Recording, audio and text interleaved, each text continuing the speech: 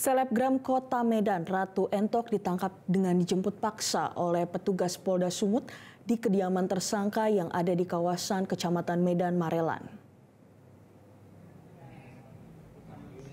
Penangkapan itu dilakukan oleh sejumlah personil Cybercrime Polda Sumut. Saat dilakukan penangkapan, tersangka tidak melawan, namun tersangka tetap tidak mau dibawa sehingga proses penangkapan memakan waktu beberapa jam. Dengan negosiasi yang baik, tersangka akhirnya dibawa ke Mapolda Sumut yang juga disaksikan oleh pihak keluarga dan juga kuasa hukum tersangka. Selebgram bernama Ratu Entok ini langsung dibawa ke lantai 2 gedung Cybercrime. Sebelumnya tersangka Ratu Entok memposting di akun media sosialnya yang diduga melakukan penistaan agama dan membuat kemarahan umat Nasrani di Sumatera Utara. Kepala Bidang Humas Polda Sumut Kombes Pol Hadi Wahyudi mengatakan tersangka dikenai Undang-Undang Nomor 11 Tahun 2008 tentang ITE.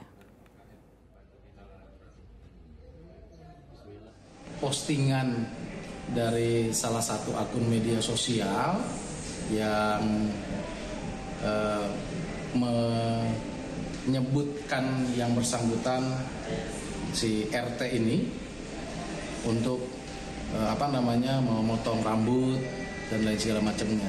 Kemudian RT membalas melalui akun Ratu Entok Glowing Skincare dengan memposting di akunnya tersebut dan sambil menunjukkan foto yang bisa rekan-rekan lihat di postingan yang bersangkutan. Jadi sejauh ini motifnya. Jelajahi cara baru mendapatkan informasi. Download Metro TV Extend sekarang.